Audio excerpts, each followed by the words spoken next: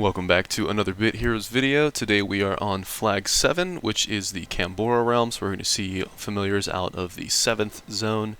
And the first public enemy is going to be the Goose right here, and that's because he's got a ton of offensive stats, and the attack random is very unpredictable, and so that is going to be your first target when you're coming through here. We also just saw Vicky, which is another offensive familiar with an attack weakest skill. And the hamburger is Camelic Force, who has a heal but also has another attack random. However, this attack random skill does not roll as high as the Goose. Next up is Brimby, who has an attack furthest skill, and you can counter that by switching your rearmost character to spread out the damage. Poke is a tanky familiar and is not going to put out a lot of damage. You can actually use Poke as a bit of a punching bag to build up SP or heal yourself. And Winslow is similar as well. Another tanky familiar that you don't have to worry about. Just spam your basic attack to build up SP, heal up, and be ready for your next battle. Scorpius is the first of the two possible bosses for this flag, and he's a very defensive familiar. He's going to be a bit of a DPS check for you to be able to get through his life drain and his self shield. Since his DPS is solo, it's possible that you could try to out-sustain him with your own heals, whereas on most bosses, you usually want to just only spam attack skills. The other boss that you can get here is Vidaire. He can attack the front two enemies as well as the weakest enemy, so be sure to swap around your team just to kind of distribute that damage more evenly. So that is the rundown of all the enemies that you can see in this flag. If we went through everything too quickly, just go back and pause and you can take a look at the different attacks. All in all, this is not a bad flag and shouldn't be too difficult for you. Flag 8, on the other hand, is going to be fairly challenging because it has a lot of familiars that we saw in the Obliterant dungeon. As far as my own gear, it really hasn't changed that much. I'm still using the Tier 8 Legendary weapon, and I just finished my second Tier 9 Legendary. And that brings my total stats to around 3,770. And right around 3 or 3.1 thousand total stats is kind of the ballpark for getting through this zone. If you have better accessory or pet, it's going to be easier for you. Of course, I'm running a rare pet and a rare accessory because I've still had no luck. Even with the recent discounts and sales in the shop, I've been doing some of the 800 boxes.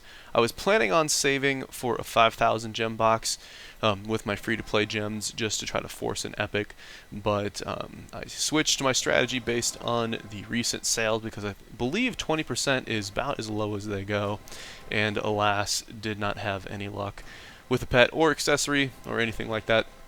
So we'll just have to keep trying.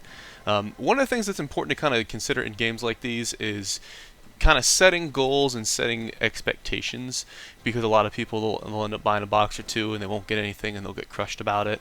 I think what's helpful for me is my expectations are that it's going to take some time, and on top of it, I mean, I'm not even level 200 yet. I'm going completely free to play, and I've been able to clear through all the content without really any hassle. It did take some time between the 4th and the 5th flag and the 5th and the 6th flag, but I mean, that's just kind of part of the game as far as gearing up and things like that.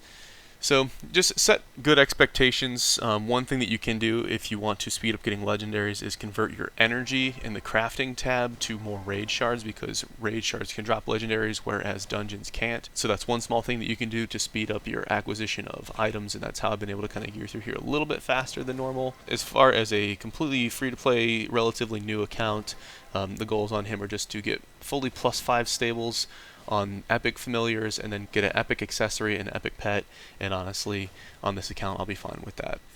So this wraps up the last pack of trash mobs before the boss. Fairly unlucky with the map here. I don't remember getting any shrines, and I basically had to clear the whole dungeon before getting to the boss. But on the bright side, this is one of the easier flags, or at least it feels that way. The first guy that I'm going to take out here is going to be Vicky, so I'm going to try to snipe him with a mount shot, and so that's pretty close.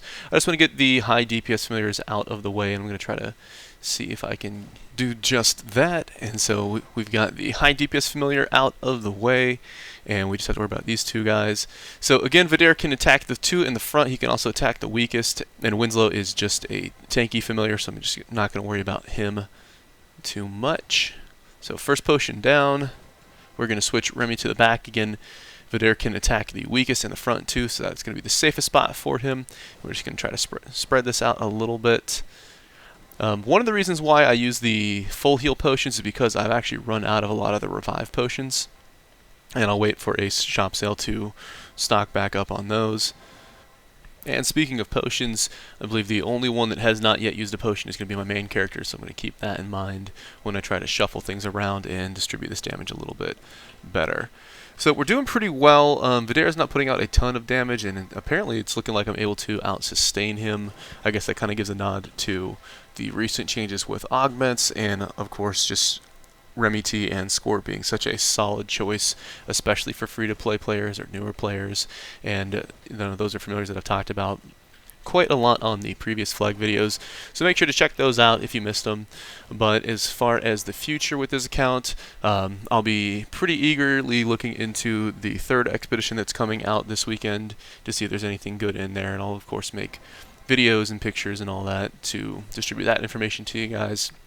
But this went from looking great to looking pretty dicey. So we got the final boss down. That does mean that we're going to have completion credit for this flag. At least I do believe so. And we just have to take down Winsler. On the bright side, he doesn't really do any damage, so we should be pretty safe. Pretty confident with Squirt's abilities, and there you go. So that wraps up the dungeon. As always, I appreciate you guys for watching, and I will see you in the next video.